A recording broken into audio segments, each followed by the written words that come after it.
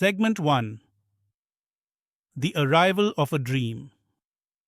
Listen closely, because this isn't just the beginning of a football story. This is the birth of a mindset that would grow to shake stadiums, break records, and inspire millions across the world, including people sitting right now in London, New York, Los Angeles, Manchester, Chicago, and everywhere dreams feel too far away to reach. Our story begins on a small island in the Atlantic Ocean, Madeira. Not a place of fame, not a place of wealth, not the kind of environment where you expect a global superstar to be born.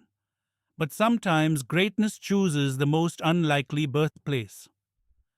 In a modest home, squeezed between the hills and the ocean, a boy named Cristiano Ronaldo dos Santos Aveiro opened his eyes to a world that didn't promise him much.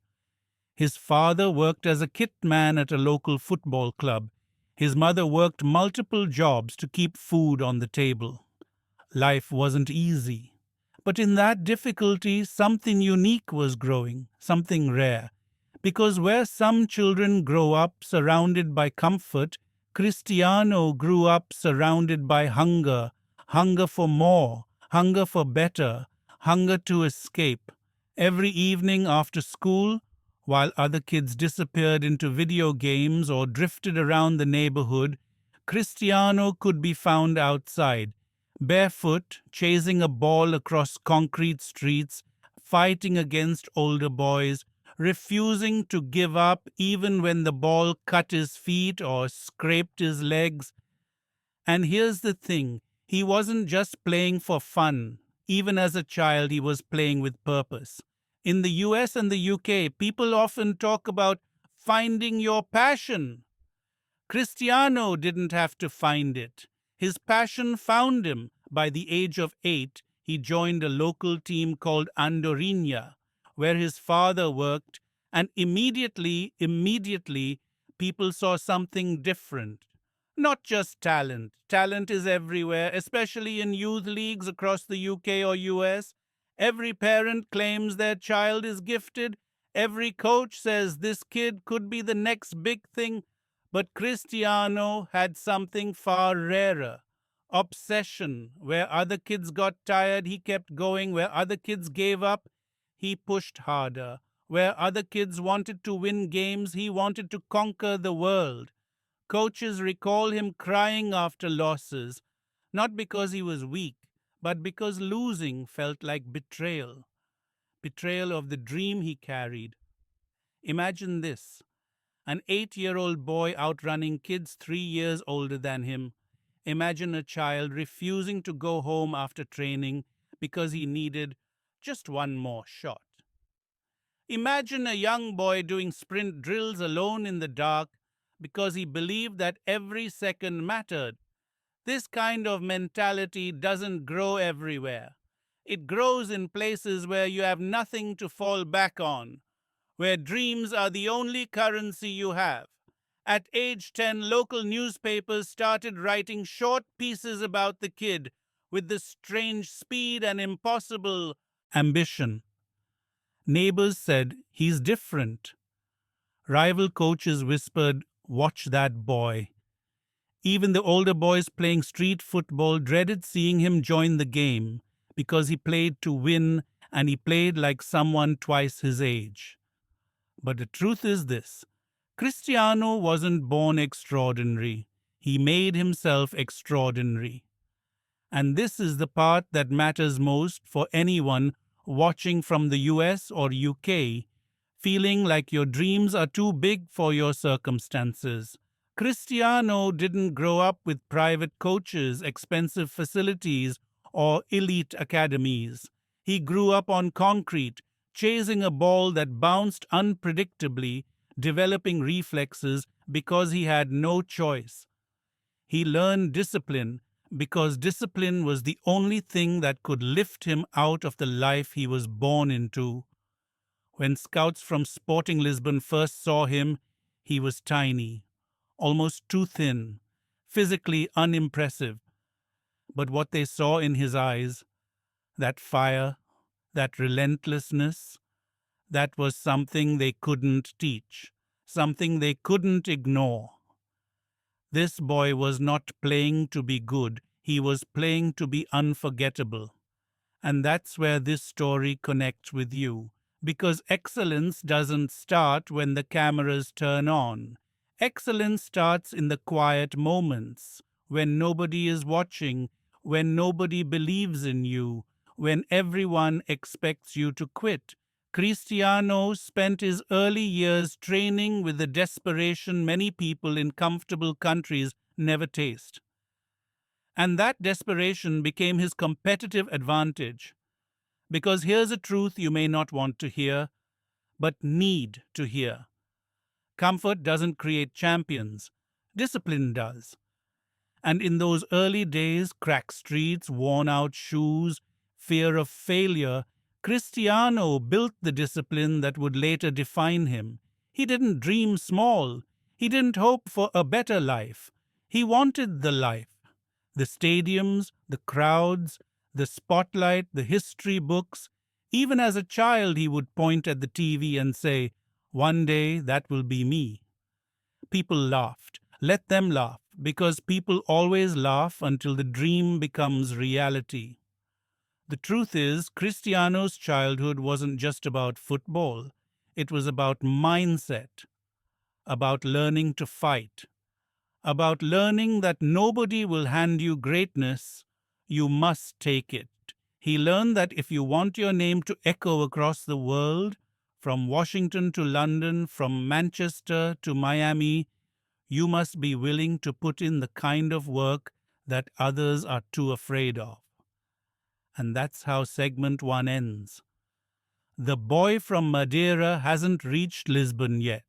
He hasn't faced heartbreak, he hasn't fought surgery, he hasn't conquered Europe, not yet. But the foundation is built. A small island boy, a big dream, and a fire that the world is not ready for. Segment 2. Breaking boundaries. There are moments in life when a single decision separates the ordinary from the extraordinary.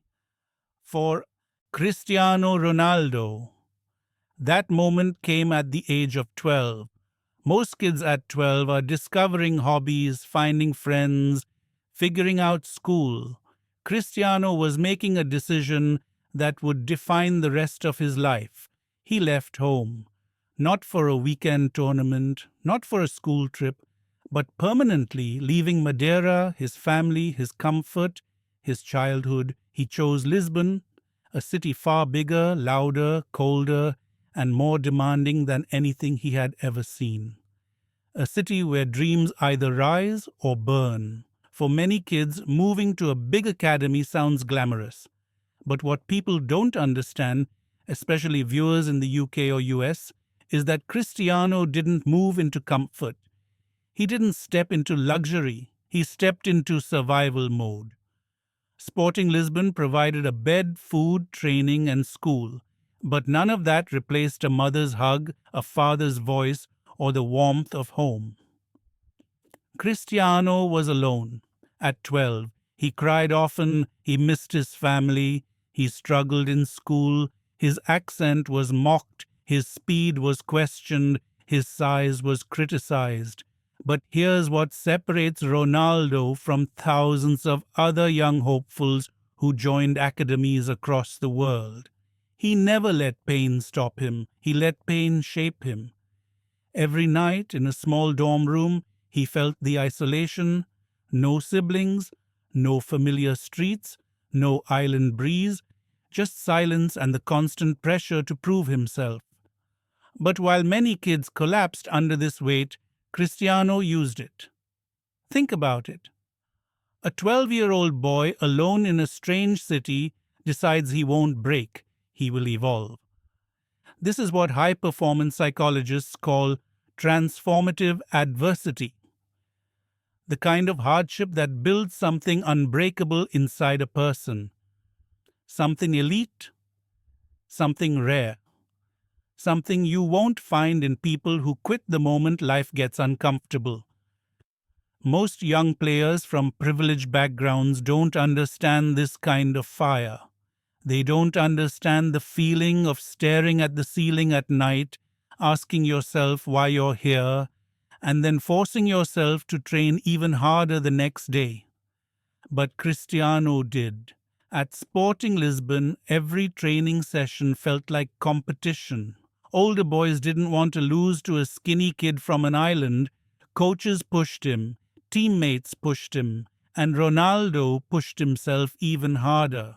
Where some players tried to stay comfortable, Cristiano tried to break limits. He ran faster, he trained longer, he practiced every weakness. He demanded more from himself than any coach could demand. There's a story told by his coaches, one that perfectly captures the mindset he was already building. One day after training, when everyone else had left, Cristiano stayed behind.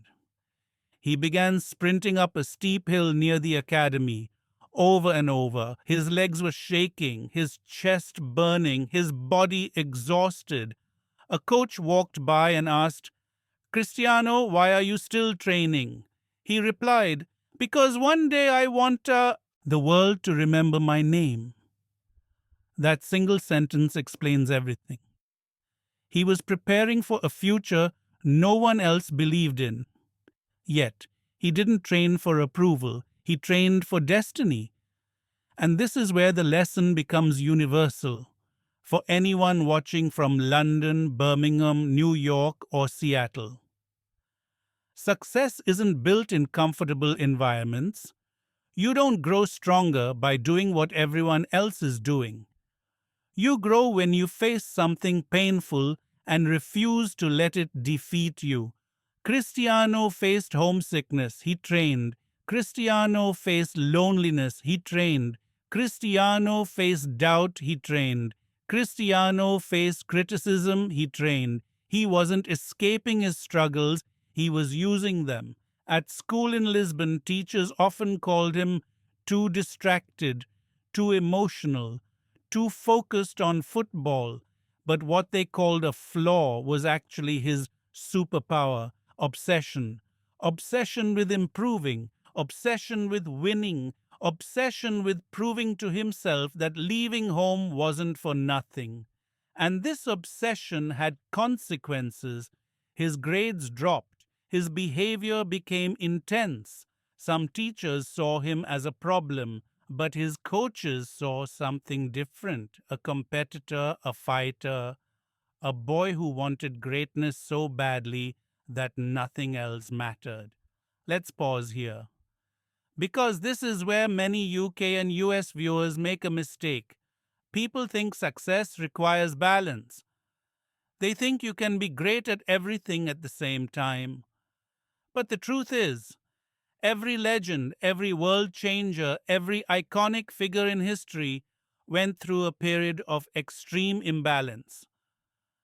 Cristiano wasn't interested in being average at many things.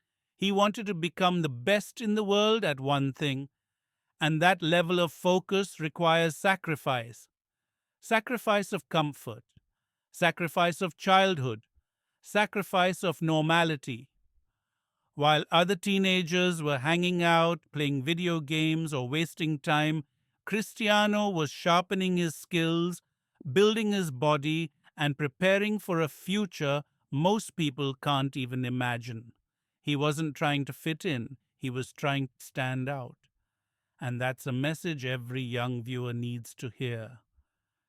If you want to achieve something extraordinary, you cannot live like everyone else. You cannot think like everyone else. You cannot train like everyone else.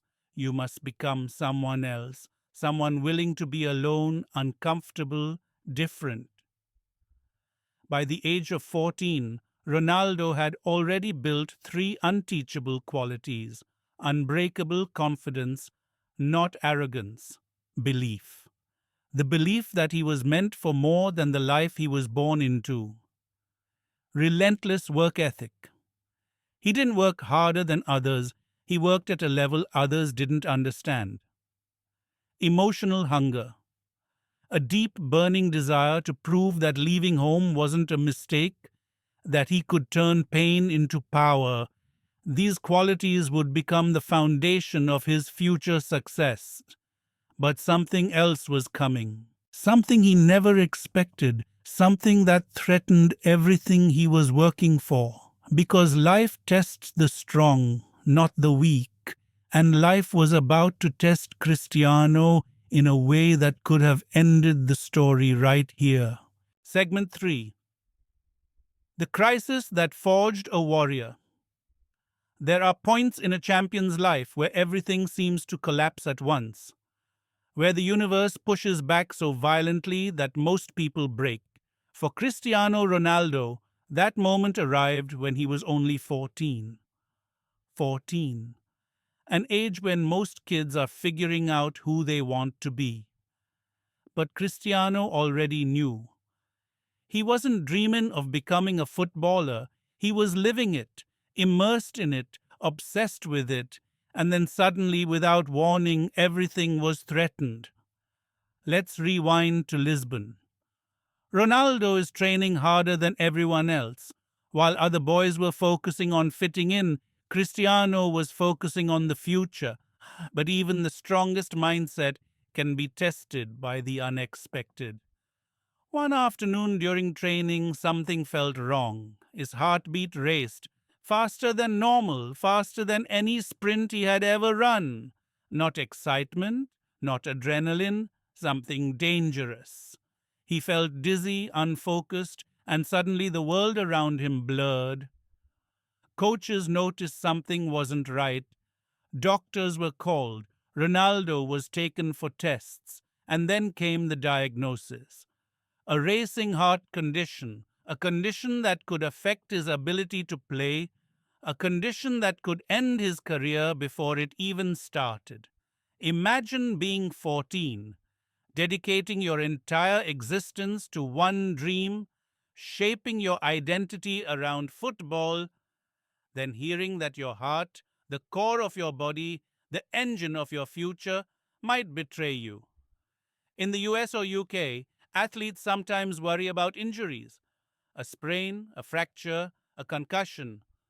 But a heart condition, that's different. That's existential. That's something that stops dreams cold. Cristiano sat in the doctor's office, hearing words no young athlete should ever hear. Words like risk, danger, complications, surgery. And the worst one of all, you might have to stop playing. Stop playing, stop football, stop chasing the future he had sacrificed everything for.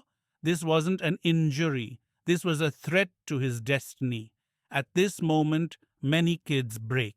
They accept defeat, they give up quietly because the challenge seems impossible. But Cristiano Ronaldo was never built for surrender. Not at 12 when he left home, not at 13 when he was bullied for his accent, and not now with his heart on the line. But let's be honest, he was scared. Anyone would be. Fear is real, even the strongest warriors feel it.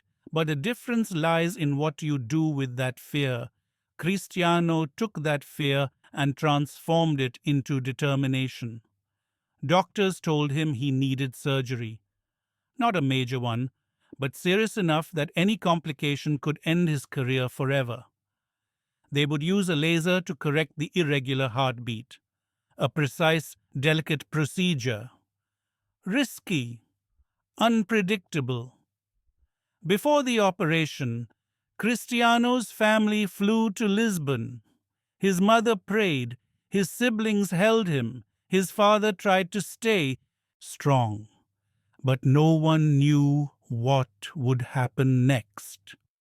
And here is the moment that defines him. On the morning of the surgery, Cristiano wasn't crying, he wasn't panicking, he wasn't thinking about quitting, he was thinking about training. His mother later said, "He told me I will be back on the field very soon." That wasn't hope, that was conviction. The surgery began. Doctors worked on his heart with extreme precision. The room was quiet, tense.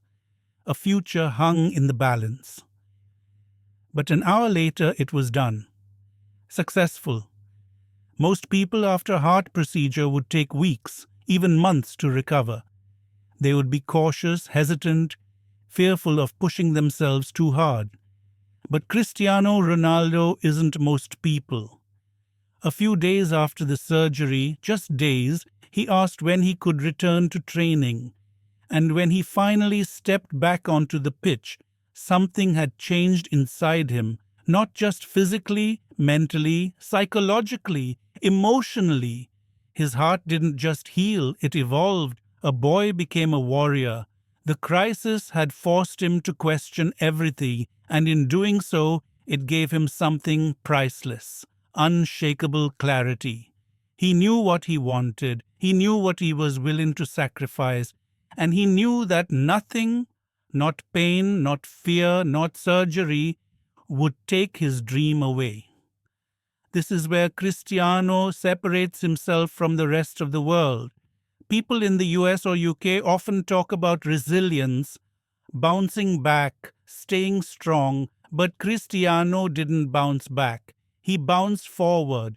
The surgery didn't slow him down, it fueled him. He trained harder, he focused sharper, he fought with even more intensity. He didn't play like someone who almost lost everything. He played like someone who refused to lose anything ever again. There's a mindset lesson here that every viewer should understand. Life will test you, not softly, not gently, brutally. Sometimes it will attack the very core of your dreams. The question is never, will life challenge you? The real question is, what will you become after the challenge? Cristiano became unstoppable. Coaches at Sporting began noticing the shift. His speed improved, his stamina grew, his intensity doubled. It was as if surviving this crisis gave him permission to unleash everything inside him. He wasn't afraid to fail anymore. He wasn't afraid to suffer. He wasn't afraid of limits. Because once you've stared danger in the face at 14, a tough training session doesn't scare you. Criticism doesn't scare you. Losing doesn't scare you. Nothing scares you. From this moment on, he made a silent promise to himself. If I can survive this, I can survive anything. And that promise would follow him to Manchester United, to Real Madrid, to Juventus, to Al Nassr, to the world stage, to every arena where pressure tried to break him. The heart surgery was not a setback. It was his awakening. It was the moment he realized his life was not ordinary, that he was meant for something greater. Greatness isn't given, it is forged in fire, and Cristiano Ronaldo had just survived his first flames. Segment 4. Debut of Destiny. There are moments when preparation meets opportunity, and when that happens, the world witnesses the birth of something extraordinary. For Cristiano Ronaldo, that moment came in Lisbon, not during a cup final, not under a spotlight, but in the quiet rise from academy prospect to professional player at Sporting CP. Imagine a teenager who had survived heartbreak, homesickness, loneliness, and even heart surgery. Imagine someone who had every excuse to slow down, but instead, he sped up. By the time Cristiano reached 16, he was already training with men twice his age, and not just surviving, competing. His speed was unnatural, his footwork was unpredictable, his mentality was unmatched. In the UK or US, fans often talk about rookies with potential, young players who show flashes of brilliance. But Cristiano wasn't showing flashes, he was showing fire. Every training session looked like he was fighting for his life. Every drill was a battle, every sprint was war. Coaches at Sporting began whispering to each other, "We've never seen a kid like this. He's not normal. He trains like he's trying to escape something. They weren't wrong. Cristiano was trying to escape something, the limitations of where he came from. He wasn't training to impress others, he was training to outrun doubt, poverty, fear, and every memory of the boy who once felt small. When Sporting CP finally decided to give him his first team debut, they weren't giving him a chance. They were unleashing him. Picture the scene. A young Ronaldo, thin but explosive, steps onto the pitch wearing sporting green. The crowd doesn't know his name yet.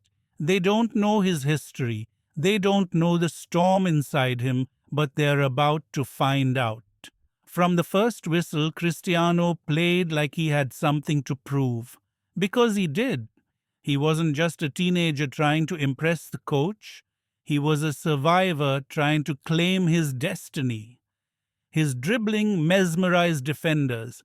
His acceleration left them frozen. His confidence was frightening. People watching the game that day didn't see a debut, they saw a declaration. But the real turning point wasn't a domestic match. It wasn't even in a Portuguese stadium. It happened during a friendly match that would change football history. Sporting CP versus Manchester United, August 2003. United, coached by one of the greatest managers in football history, Sir Alex Ferguson, arrived expecting a routine pre-season match. But they didn't know a teenage hurricane was waiting for them. As the game kicked off, United players were relaxed. But within minutes, Cristiano Ronaldo made them uncomfortable. Very uncomfortable. He attacked them again and again, not with fear, not with hesitation, but with the boldness of someone who believed he belonged at the highest level.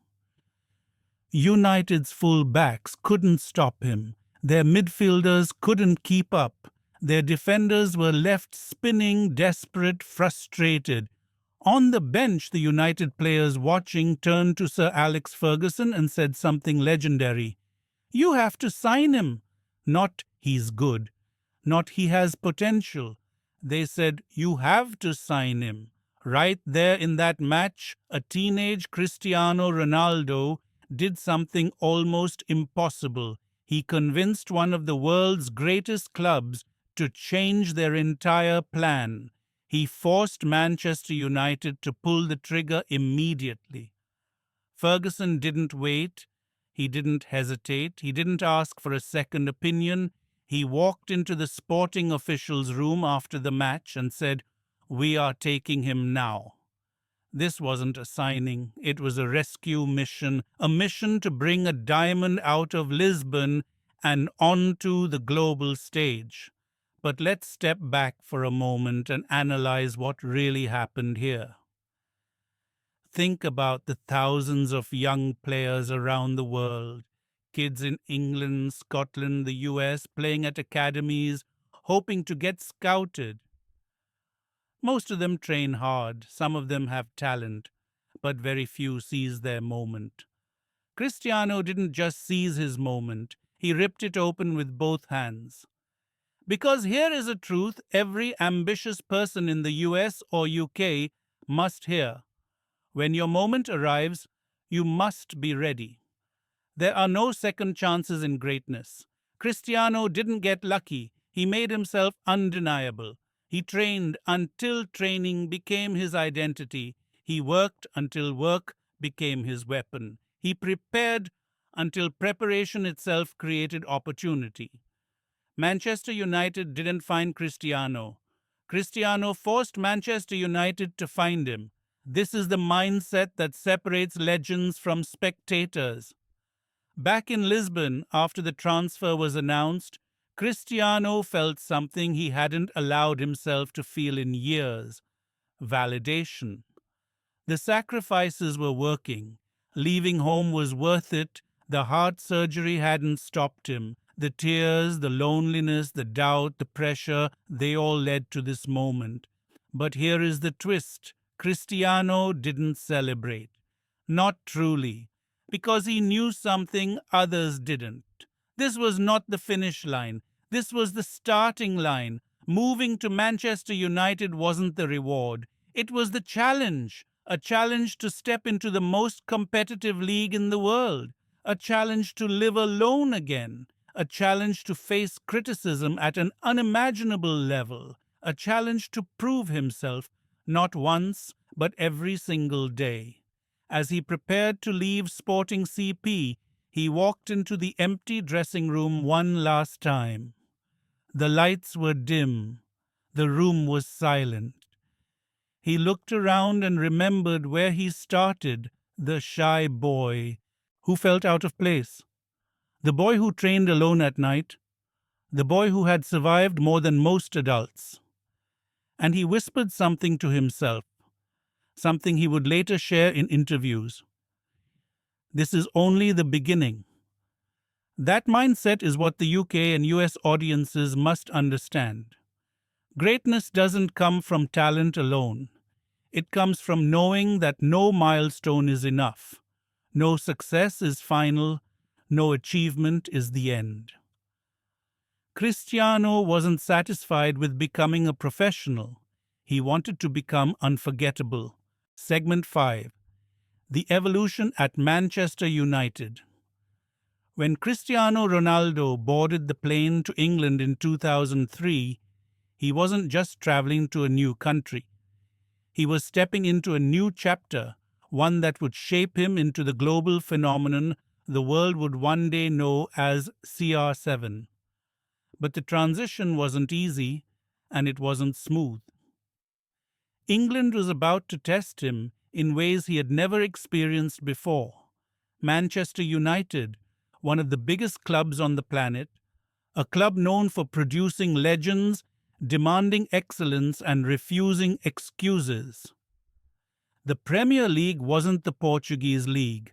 This was England, physical, fast, unforgiving. Defenders here didn't care about your story. They didn't care about your childhood. They didn't care about your dreams. They cared about stopping you by any means necessary. When Cristiano arrived, the first thing people noticed was his skinny frame. Yes, he had skill. Yes, he had speed. Yes, he had flair. But physically, he was a kid. A fragile, thin teenager stepping into a league of giants. United's veterans, Roy Keane, Rio Ferdinand, Paul Scholes, watched him closely. They didn't see a star yet. They saw potential. Potential that could either become greatness or collapse under pressure. And the British media, they were even harsher. Too many step-overs. Too flashy. Too soft. Not strong enough for the Premier League. It would have broken most young players.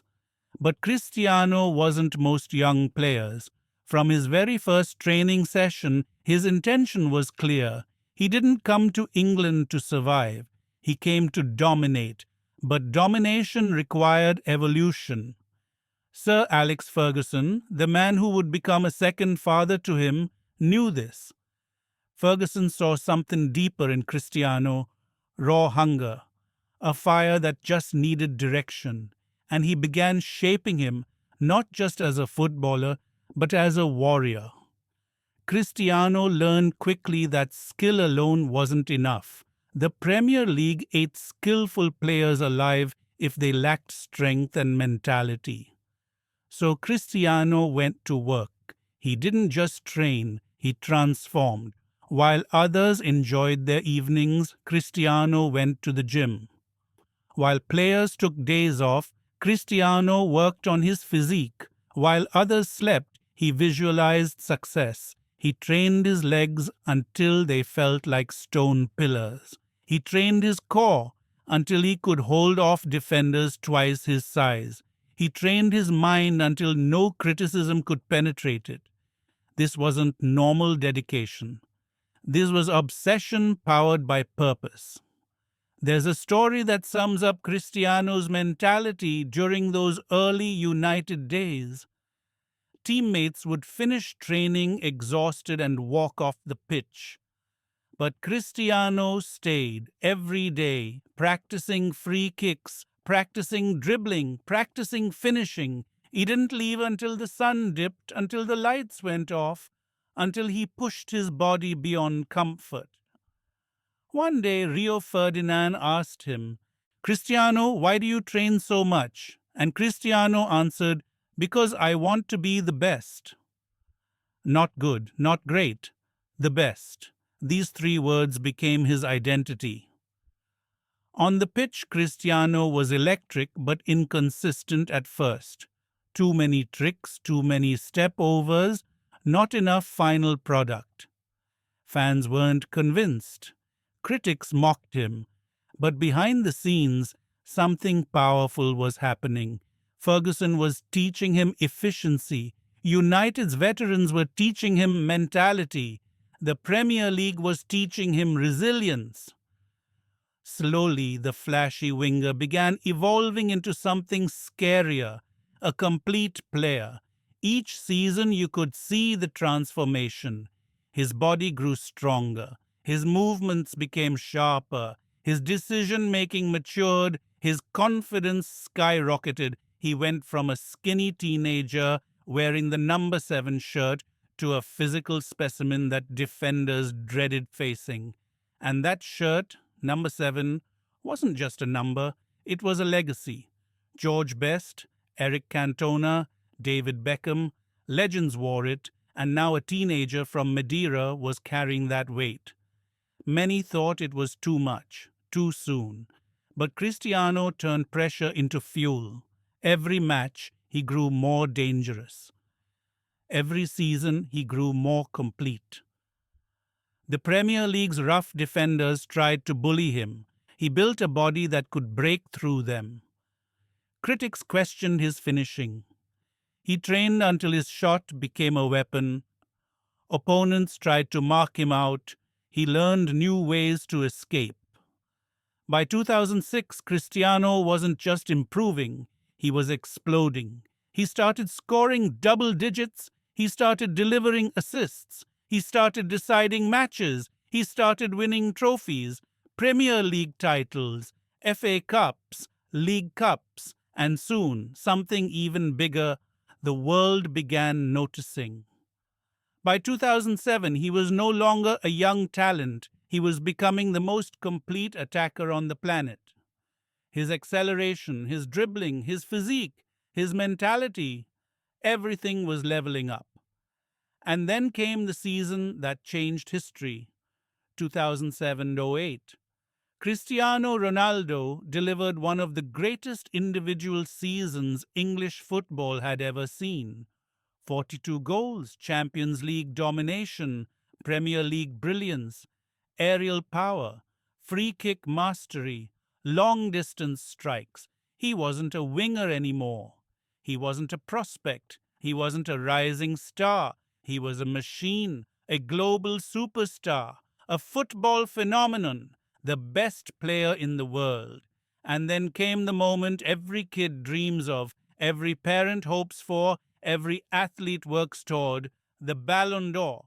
Cristiano Ronaldo, from a poor home in Madeira, from a lonely dorm room in Lisbon, from a surgery table at 14, became the best player on earth. He didn't win it by accident. He built it, piece by piece, day by day, sacrifice by sacrifice. This is what UK and US audiences must understand. Greatness isn't magic. It's method, it's routine. It's the daily choice to become better than yesterday. Cristiano entered Manchester United as a boy. He left as a beast, a champion, a record breaker, a global icon.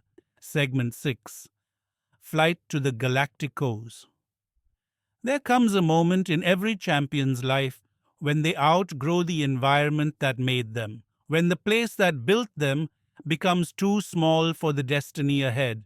For Cristiano Ronaldo, that moment came in 2009. After conquering England, after lifting Premier League trophies, after winning the Champions League, after becoming the best player in the world, he felt something inside him. It was time for a new battlefield. And that battlefield was Spain. The club, Real Madrid, the legacy, unmatched, the expectations, terrifying, the pressure, historical. When Cristiano arrived at the Santiago Bernabeu, he wasn't joining a football club. He was stepping into a kingdom built by legends like Zidane, Ronaldo, Nazario, Figo, Raul, a place where only the extraordinary survive, a place where the spotlight can elevate you or destroy you. On the day of his presentation, 80,000 fans filled the stadium. For a player, just one player. In the UK or US, fans love stars, but they rarely fill a stadium simply to watch someone walk onto the pitch. But this was Madrid. This was the Bernabeu. This was the birth of a new era. As Cristiano stood there holding the white shirt, he wasn't smiling casually. He understood the weight of that jersey. He understood what it meant. At Manchester United, he became the best. But at Real Madrid, he was expected to become a legend. And legends require more than talent, they require transformation.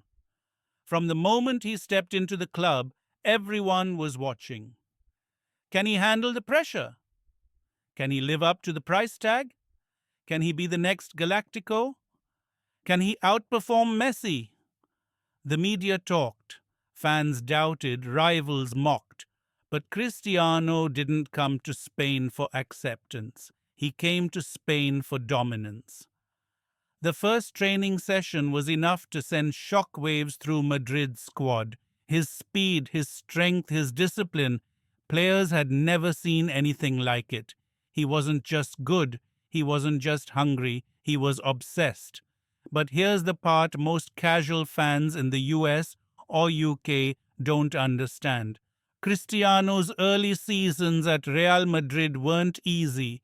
Madrid wasn't winning trophies. Barcelona was at its peak. Messi was sweeping awards. Critics were louder than ever. And Real Madrid fans, known for their impossible standards, were restless. Cristiano was scoring goals, ridiculous goals, consistent goals, historic goals. But goals weren't enough. Madrid wanted trophies, and without trophies, critics attacked like vultures. You score but don't win. Messi is better. You're stat padding. You aren't a true leader. These words would break many players. But Cristiano? He absorbed every criticism like fuel.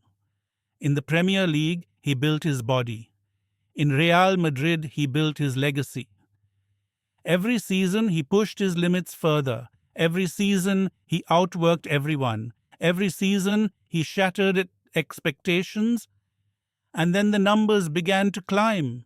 Not slowly, not gradually, but explosively. Cristiano didn't just score goals at Real Madrid, he devoured them. In England, he was a sensation. In Spain, he became a phenomenon.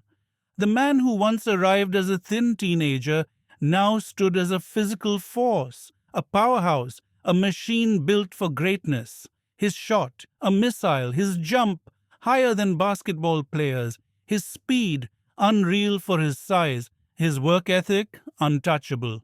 And then came the moment that shifted the entire football world. He started breaking records, every record, fastest to 50 goals, fastest to 100, fastest to 200, a scoring rate the world had never seen. Cristiano Ronaldo wasn't just scoring more goals, he was changing what people believed was possible. At the Bernabeu, fans who once doubted him now worshipped him. They chanted his name, they held banners, they screamed with every goal. Not because he entertained them, because he inspired them. And then came the Champions League nights. Nights when the world watched. Nights when everything was on the line. Nights when legends are made. Cristiano didn't play those matches. He took control of them. This is where UK and US viewers must understand something crucial. The Champions League is not just a tournament. It is the highest level a club player can reach. Pressure, quality, history, everything is multiplied. And Cristiano became the king of that stage. Game after game, season after season, he saved Madrid. Knockout goals, comebacks, headers, free kicks, hat tricks, clutch moments, impossible moments. He didn't just play under pressure, he thrived in it.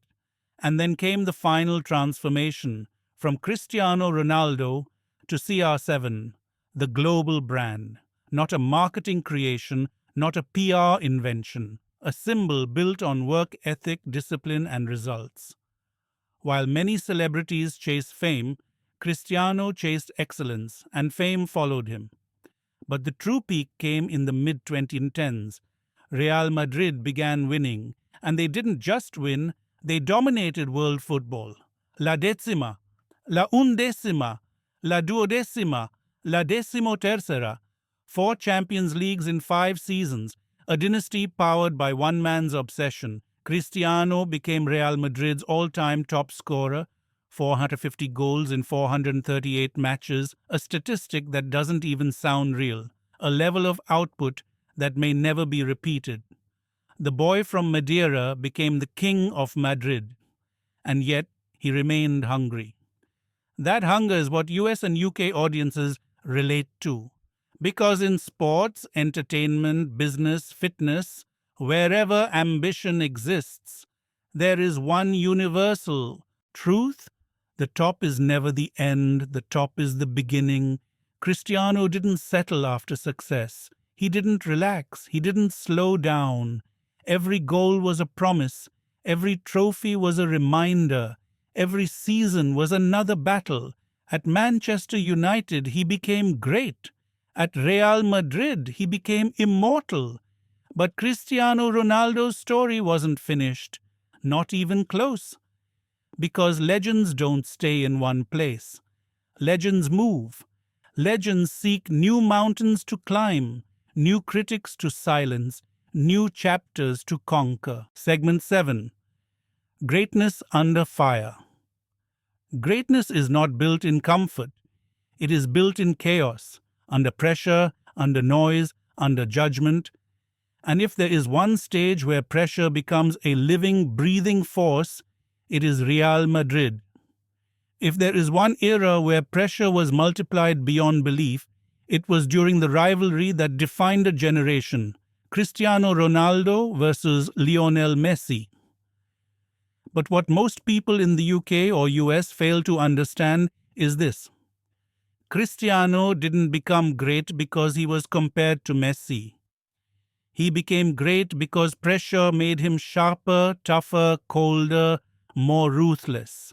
This segment is not about the rivalry, it is about the fire that rivalry ignited. When Cristiano stepped into Spain, he entered a league where Barcelona were considered untouchable. Their team was filled with world-class players, their tactics revolutionary, their confidence sky high. And at the heart of that machine was Messi, the quiet genius, the football magician. The world immediately drew lines. People picked sides. Journalists stirred the flames. Fans argued day and night. And Cristiano, he embraced the storm. He didn't hide from comparisons. He didn't fear expectations. He didn't run from the pressure. He used it. Every headline, every insult, every debate, every chant of Messi, Messi in enemy stadiums. Cristiano took each one like fuel, like oxygen feeding a fire deep inside his chest. Because Cristiano Ronaldo didn't want to be one of the best. He wanted to be the best in an era of greatness. And to do that, he needed enemies. He needed obstacles. He needed noise. In England, he transformed his body. In Spain, he transformed his purpose. Let's break down what made Cristiano terrifying during this period. 1. He wanted responsibility. Most players shy away from pressure. Cristiano demanded it. When Real Madrid needed a penalty in the final minutes, Cristiano stepped up. When they needed a free kick from 30 yards, Cristiano took it. When they needed someone to drag the team forward, Cristiano raised his hand before the coach even asked. Responsibility wasn't a burden to him, it was an identity, too. He thrived in hostile environments. Opposition fans didn't just boo him, they hated him. Every away match was a war zone. But Cristiano did not collapse under that hate. He played better because of it. In the US, athletes often talk about using crowd energy as motivation. Cristiano didn't just use it, he weaponized it. When thousands drowned him in noise, he stayed calm. When they chanted Messi's name to taunt him, he responded with goals.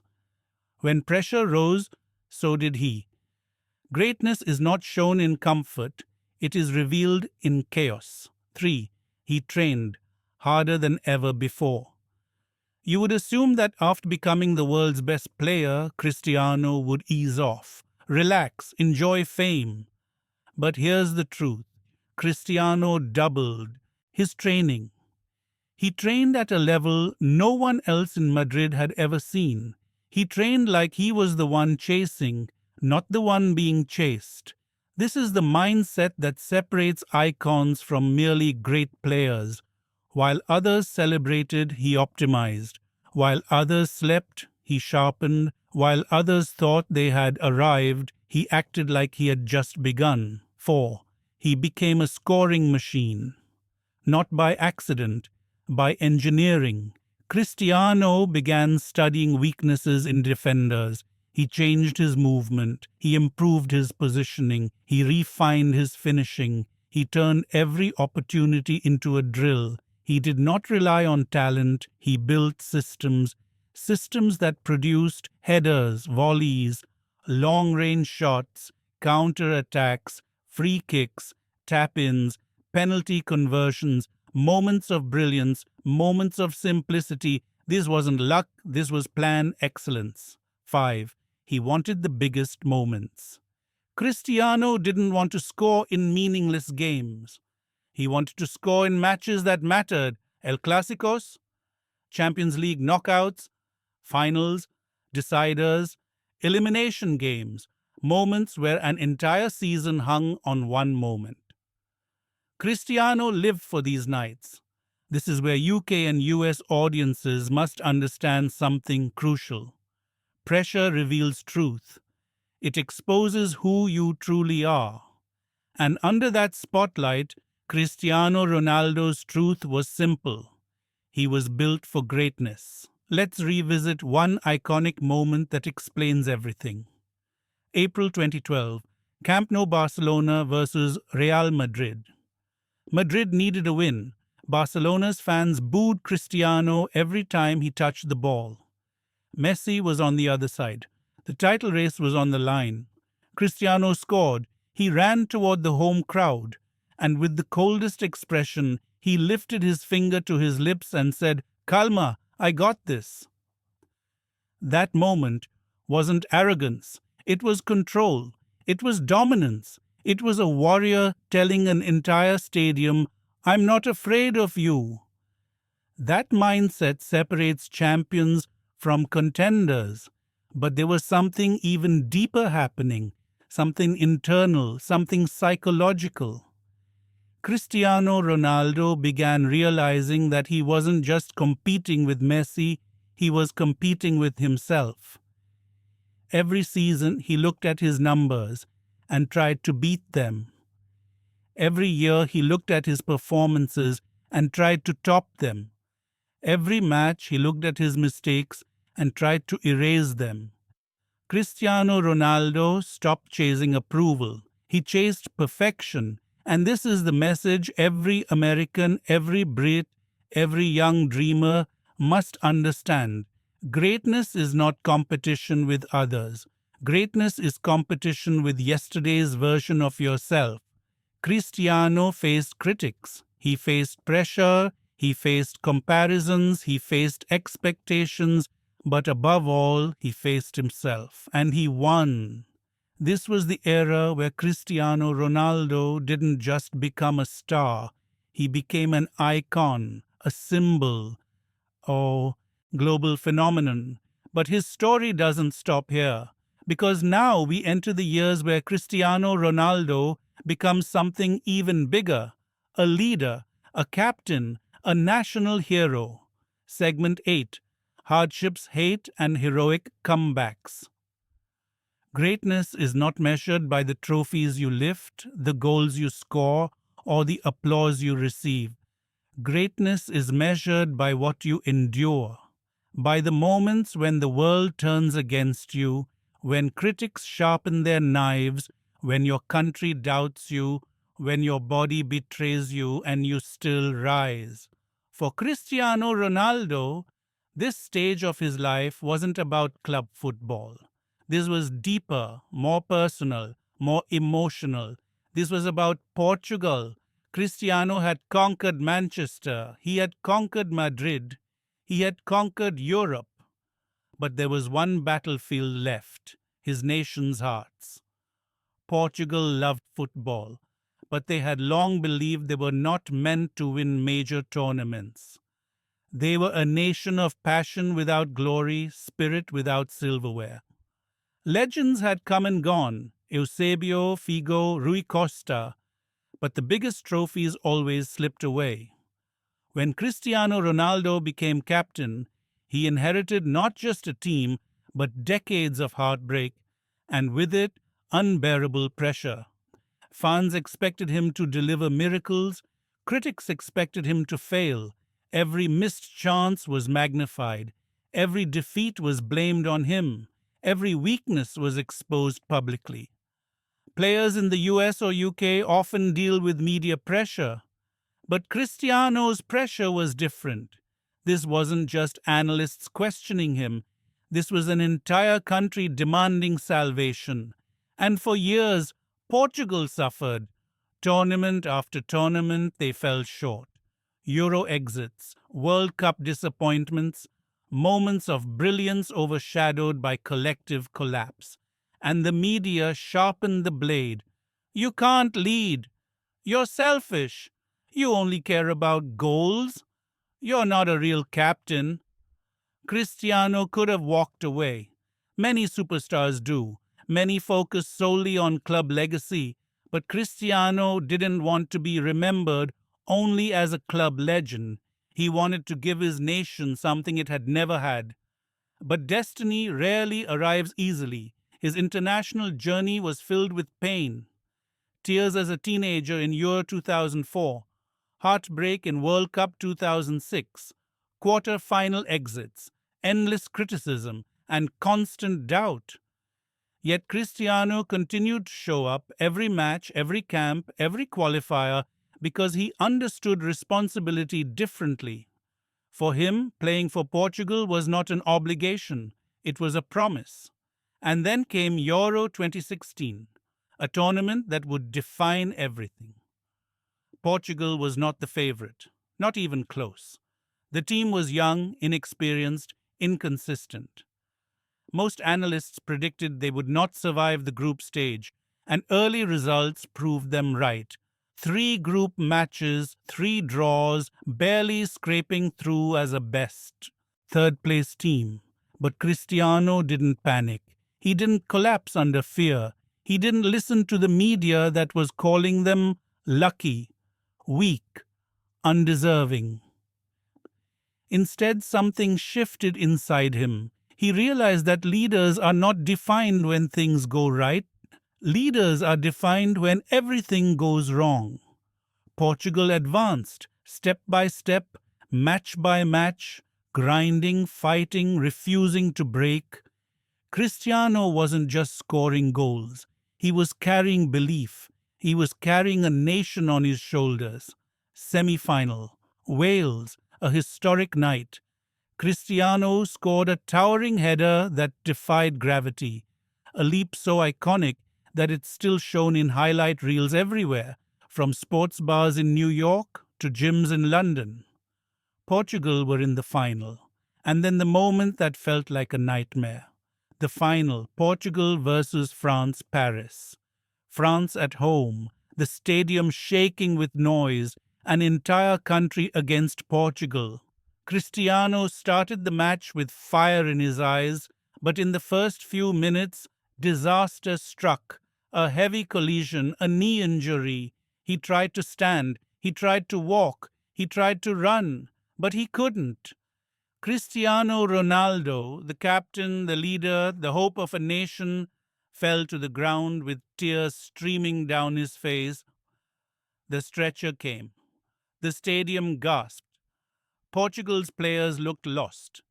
This wasn't just an injury, this was heartbreak. In the UK or US, fans have seen star players get injured in finals. But this was different.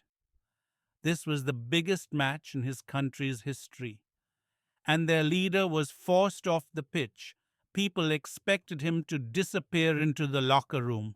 Instead, he returned, not to play, not to score, but to lead. Cristiano stood on the sidelines with his knee wrapped, shouting instructions, motivating his teammates, guiding them like a warrior general who refuses to abandon his army. Every player heard him, every player felt him, every player fought like their lives depended on it. 90 minutes passed, still no goal. Extra time began. The stadium shook with French chants, and then, out of nowhere, Ida scored the goal that shook Europe. Portugal won Neo. The dream, the impossible dream. When the referee blew the final whistle, Cristiano collapsed again, but this time in tears of triumph, not pain. Portugal were champions of Europe. For the first time in history, this wasn't just a trophy, it was redemption, it was validation, it was destiny fulfilled. Years of hate, years of criticism, years of heartbreak, all erased with one moment of glory. Cristiano lifted the trophy with trembling hands. Every scar, every injury, every insult had led to this moment.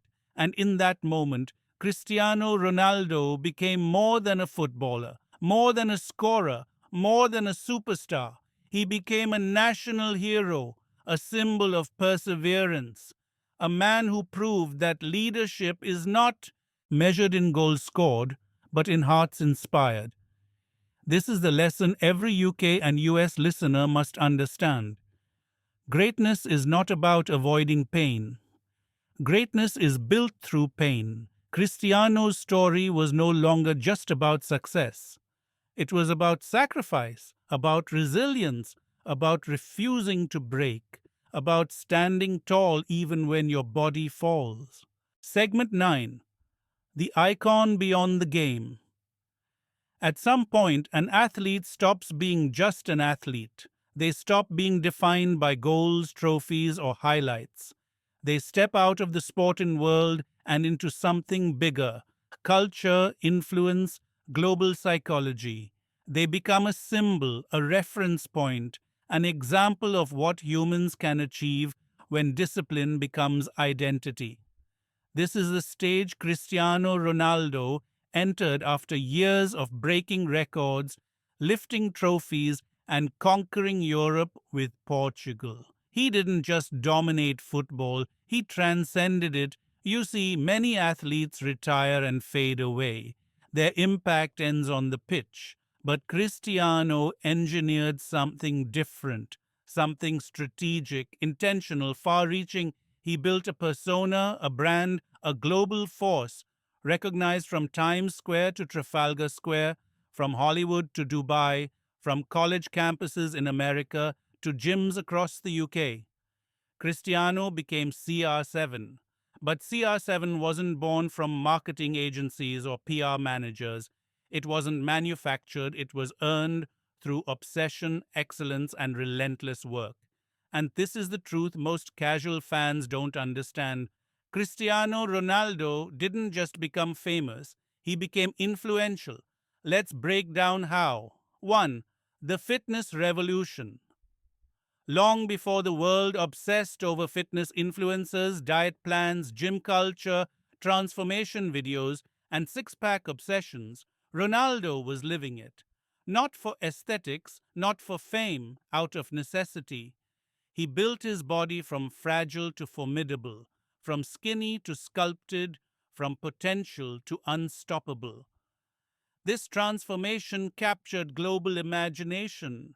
In the UK, gyms began putting pictures of Ronaldo on the wall. In the US, he became the blueprint for athletic conditioning. Young people everywhere started asking the same question: how do I train like Ronaldo? He didn't just inspire footballers, he inspired athletes, fighters, lifters, sprinters, and everyday people searching for self improvement. Shearer became synonymous with peak physical performance. His training videos went viral. His physique became a benchmark. His discipline became a motivational standard. He wasn't just a footballer anymore, he was the face of modern athleticism. 2. The mentality movement. If fitness built the body, mentality built the legend. Cristiano's mindset, cold, calculated, unbreakable, became as iconic as his goals.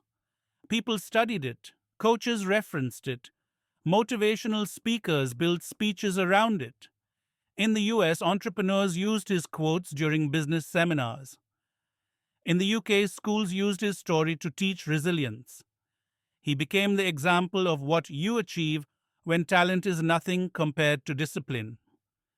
His messages were simple: wake up earlier, train harder, expect more from yourself, stay consistent when motivation dies, choose discipline over comfort. Millions followed him not because he was perfect, but because he represented what is possible when you refuse excuses. Cristiano didn't want followers, he wanted believers. 3. The global brand. CR7 is more than initials. It's a global identity. Clothing brands, fragrances, hotels, fitness centers, lifestyle products. But here's the genius. Every branch of the CR7 brand reflects Cristiano's values. Clean, sharp, elite, driven, confident. You don't buy a CR7 product because of celebrity hype. You buy it because of what it represents: excellence. Cristiano turned his life philosophy into a global brand movement. Players retire. Legends last forever. Brands outlive both. 4. The social media empire. Cristiano didn't follow trends. He shaped them. He became the most followed athlete on Instagram, then the most followed person in the world. Not because he tried to be an influencer, but because people connected to his journey. His posts are not shallow, they are strategic. A workout clip motivates millions. A family photo humanizes him. A victory message inspires fans. A professional moment sets standards. Cristiano built an empire on authenticity and ambition. In a digital world filled with noise, he became a signal. 5. The role model effect. In the UK or US, kids look up to superheroes, athletes, actors. Many athletes are role models only on the surface. But Cristiano, he lives the role. He doesn't smoke, he rarely drinks. He treats his body like a temple. He trains when others take holidays. He leads by example at every club he joins. He values family deeply. He invests in his health, mind, and craft. He shows that success is not an accident. It is a lifestyle. Schools invite speakers to inspire children. Cristiano inspires without speaking. 6. The legacy beyond numbers. Yes, Cristiano scored hundreds of goals. Yes, he broke records no one thought possible. Yes, he defined an era. But his true legacy is something bigger. He changed how people view human potential. Before Cristiano, many believed greatness was inherited, that you had to be born with natural talent, that success depended on luck. Cristiano destroyed that myth. He showed that you can build greatness, that discipline beats talent, that the body can be transformed, that the mind can be trained, that the world will follow those who follow their purpose. His legacy is not measured in goals. It's measured in the lives changed. People across the world got into fitness because of him. People rebuilt confidence because of him. People believed in themselves because of him. People chased their dreams because of him. Cristiano Ronaldo proved that the human spirit, when disciplined, has no limits. 7. The cultural impact. CR7 is not just in football. He is in music videos. He is in commercials. He is in fashion. He is in gaming. He is in global conversation. In the US, he is recognized like LeBron or Tom Brady. In the UK, he's spoken about like Beckham or Rooney. Worldwide, he is a definition of ambition. When someone pushes themselves in a gym, people say, "I'm training like Ronaldo." When someone makes an incredible jump header, they say, "That's Ronaldo's style." When someone refuses to give up, they say, "He's got the Ronaldo mentality." He became the metaphor for excellence. Cristiano Ronaldo didn't just transcend football, he transcended culture, he transcended generations, he transcended boundaries. Segment 10 will now deliver the final cinematic chapter, the zenith of a legend, the ultimate ending, a 1,000-word cinematic conclusion to the CR7 life story. Segment 10, final chapter, zenith of a legend. Every story has a beginning, every story has a struggle, every story has a rise, but only a few stories end with immortality. This is the final chapter of Cristiano Ronaldo's journey. Not the story of a footballer, but the story of a legend who bent reality with discipline, rewrote destiny with consistency, and transformed human limits with willpower. This is the zenith, the peak, the moment where a man becomes more than his craft. When Cristiano left Real Madrid after rewriting the history of Spanish football, the world expected him to slow down. He had won everything there was to win: Champions Leagues, Ballon d'Or, Golden Boots, La Liga titles, records that look like video game numbers. Most athletes would retire into comfort. Cristiano chose another war. He moved to Italy, to Juventus, a new league, a new challenge, a new environment that many thought he was too old to dominate. Ronaldo is past his prime. He's declining. He won't survive in Serie A. But if we've learned anything from Cristiano's story, it's this: the moment you doubt him is the moment he becomes the most dangerous. He entered Italy and immediately dismantled those doubts. He outjumped defenders with gravity-defying headers. He outpaced players 10 years younger. He scored goals no one else could imagine. He transformed Juventus' mindset. He turned pressure into power. He didn't just succeed, he conquered again. And as critics continued searching for reasons to undermine him, Cristiano continued doing the one thing he had done since Madeira: prove people wrong. But the story doesn't stop here, because Cristiano wasn't only fighting clubs, competitions, or critics. He was fighting something bigger, something universal, something inevitable: time. Most athletes fear aging. Cristiano attacked it. While the world slowed down, he sped up. While players retired, he adapted. While age took away from others, he reinvented himself. His diet became stricter, his workouts became smarter, his mindset became colder, his focus became sharper. This wasn't luck. This was evolution. And that evolution kept him at the top far longer than anyone expected. But even as his club legacy continued, Cristiano's biggest transformation happened in silence, inside himself. As he matured, as he became a father, as he became the world's most followed man, he understood something profound. Legacy is not what you achieve. Legacy is what you inspire. And Cristiano Ronaldo became the greatest symbol of ambition the world of sports has ever seen.